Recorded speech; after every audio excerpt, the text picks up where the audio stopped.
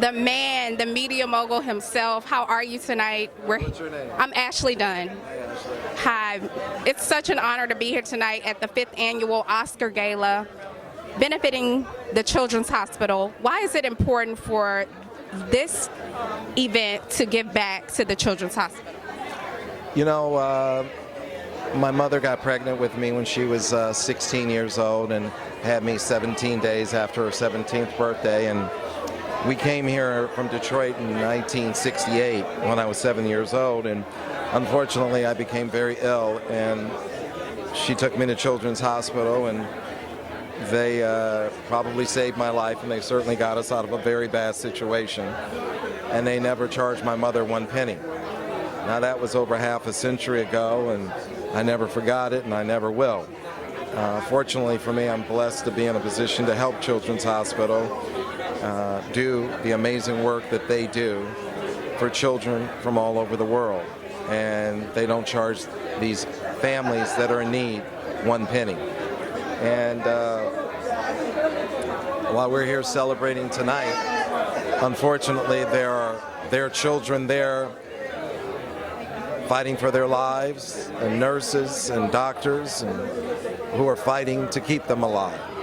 And so we have the easy work, just to lean in a little bit and help these amazing people do the great work they do. And I have witnessed it firsthand, and quite frankly, I am probably standing here because of what they did for me and my family over half a century ago.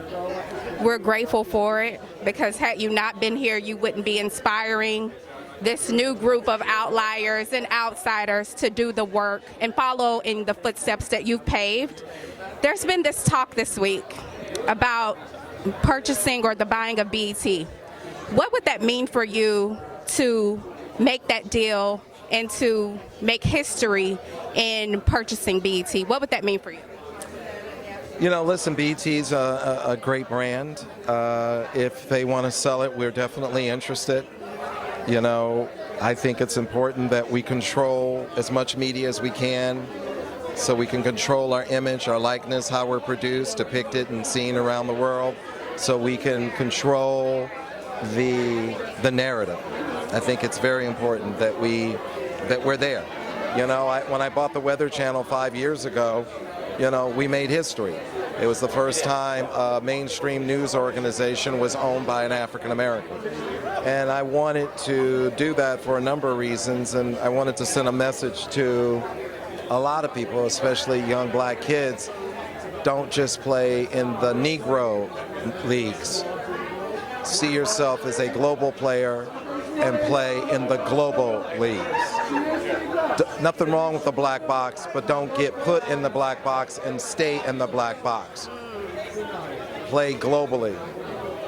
The only way to play, because you're going to spend the same time and energy to play locally or just in the Negro leagues, and there's nothing wrong with the Negro leagues.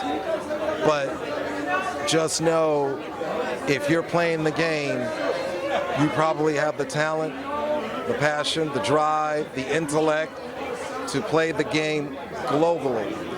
So why would you play the game for millions if you have the talent to play it for billions?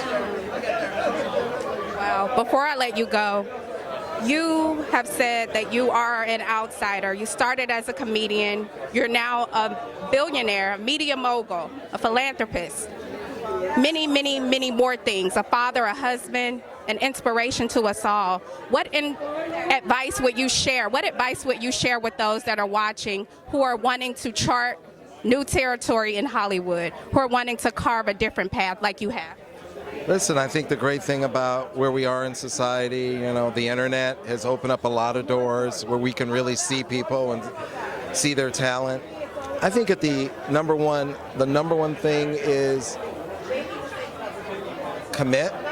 The word before success is commitment. Do the work. There's no substitute for doing the work. Don't pursue it unless you really love it and you're truly passionate about it, because the only way you're going to get through hard times, and this is not easy, it's because you're doing it for the right reasons. You're doing it because you love it. I remember when I started performing stand-up comedy, I never cared if I ever made 1 penny doing it. I remember when I started writing, I didn't care.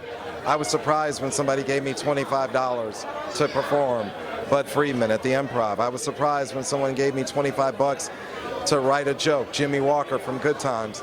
I was surprised. I never expected it, wasn't looking for it. I just was doing what I love.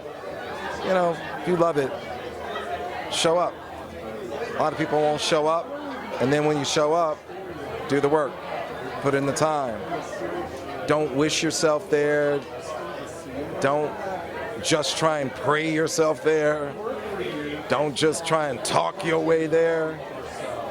Bring the excellence. Pursue the E, and everything will follow the E. The E is what rules everything. Bring the excellence.